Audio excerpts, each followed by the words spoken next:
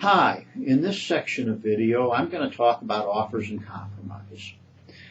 One of the things that we find in our office most frequently with people who owe a significant amount of money to the IRS is that they ask us whether or not they can just pay the tax and maybe get the IRS to waive the penalties and interest. And what we found is that there's two basic ways that we can get that done. The first is we can get penalties abated if they have a what the IRS calls reasonable cause why they didn't either file the returns or pay the taxes. The second way is through an offer and compromise. And an offer and compromise is a settlement agreement entered into by the taxpayer with the IRS to settle their taxes for what they can afford to pay rather than what they owe. And it doesn't matter how much you owe to do an offer and compromise. What matters is how much you can afford to pay. It's not based on a percentage. It's based on what your income is and what your expenses are, what your assets are. The IRS basically wants two things to settle your tax liability through an offer and compromise. First, they want as much as the value of your assets.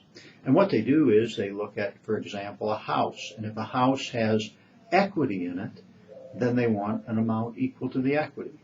They look at your assets, and you're allowed to exempt certain things, household goods, tools of your trade, and things of that nature are not counted when they figure out how much your assets are worth. Secondly, they want as much as they believe they can get out of your income for the next 4 to 5 years, depending on how the offer is structured. And what they do is they look at how much your income is expected to be.